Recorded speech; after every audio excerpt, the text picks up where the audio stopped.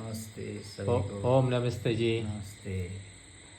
भारत का पुनरुद्धार के लिए कौन सा उपाय है, कृपया बता सकते हैं?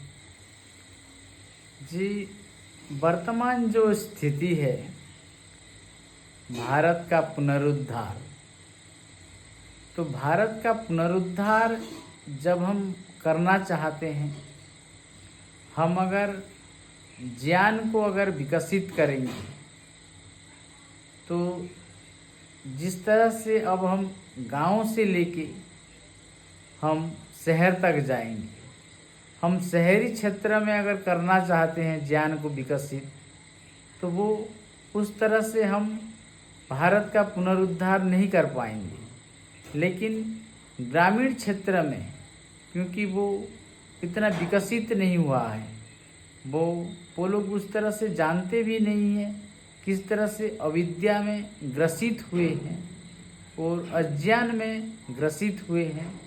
उस उनके अज्ञानता को, उनका जो मिथ्या ज्ञान है, वो जो भ्रांति ज्ञान है, उन सबको दूर हटाना पड़ेगा।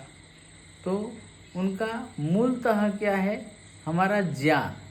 अगर भारत को जो सोने की चिड़िया भी कहा जाता था, तो वो सोने की चिड़िया आज इस हाल में आया क्यों? इस हाल में आने का कारण है उनका ज्ञान को खो देने का, यानी ज्ञान को ले लिया, ज्ञान को छीन लिया गया। तो वैसे तो ज्ञान को नहीं छीन पाते हैं, लेकिन ज्ञान को दबोच लिया गया। ज्ञान को किस तरह से दबोच लिया गया? हमारा जिस तरह से गुरुकुल पद्धतियाँ थी, इतने सारे, हर गांव में गुरुकुल थी, तो आज क्या है, गांव में तो दूर, एक एक डिस्ट्रिक्ट में, एक एक जिले में भी हमारा गुरुकुल नहीं मिलता है। क्योंकि उसका दोष किसका है? सरकार का है या धर्माचार्यों का है या प्रजा का है? जी देखिए, ये जो दोष क्या है, यहाँ पे अगर पूर्व में जो हमारा राजा का शासन चल रहा था, राजा प्रजा का, उस समय से हमारा गुरुकुल धीरे धीरे लोप पाने लगा। तो उस समय में अगर हमारे राजा लोग अगर उसको गुरुकुल का स्थापन और ज़्यादा करते चले जाते, तो ये बहुत अच्छा होता है। लेकिन जिस तरह से विकसित होने के जगह वो क्या है, कमज़ोर पड़ गई, बहुत कमज़ोर पड़ गई।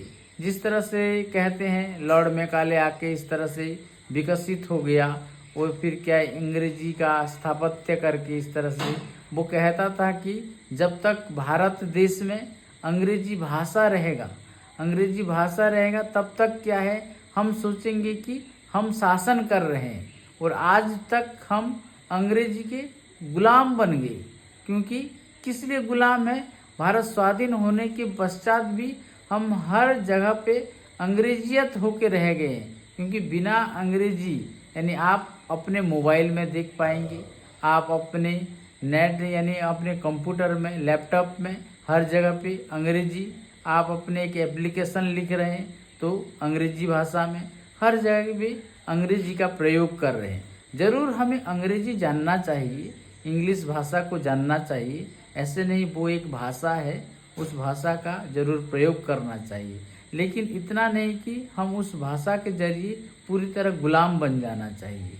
हमको अपनी भाषा के माध्यम से, जिस तरह से पहले विकसित था, पहले अर्थशास्त्र, कला शास्त्र, जितने 16 कला थी, तो उस सब शास्त्र को, इतिहास को, गणित को, विज्ञान को, वो सब आज धीरे धीरे किस तरह से लोप पाने लगा।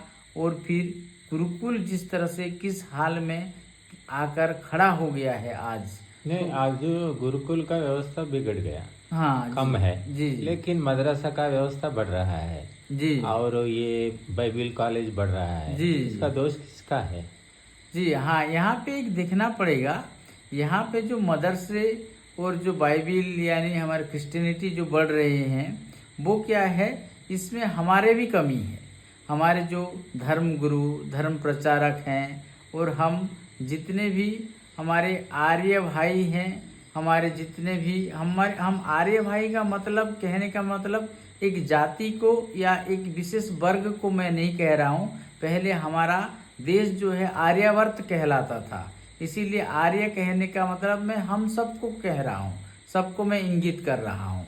तो हमारा जितने भी आर्य भाई हैं, जितने भी हिंदू भाई हैं, जितने भी वैदिक धर्मी हैं, जितने सारे, इन सबको कहने का मतलब है।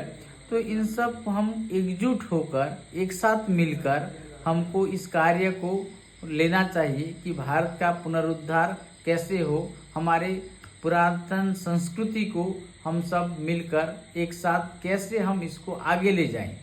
तो हमारा जो संस्कृति जिस तरह से सा प्रथमा संस्कृति विश्वम्भरा हम कहते हैं, हमारा 200 करोड़ पुरातन संस्कृति आज के 200 वर्ष की संस्कृति हमको दबोच लिया है। तो ये कितना है हम सोचने वाली विषय है। केवल मात्र 200 वर्ष की संस्कृति, अंग्रेजियत की संस्कृति हमको इस तरह से कमजोर कर दी है।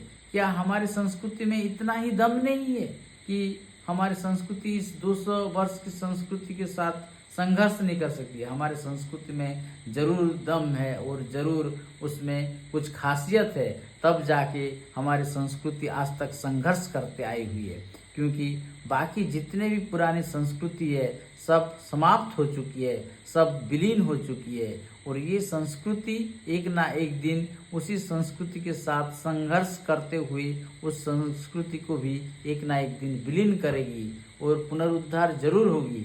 लेकिन तब तक हमको क्या है, संघर्ष करते हुए आगे जाना होगा। हमको हताश नहीं होना होगा, हमको निराश नहीं होना है।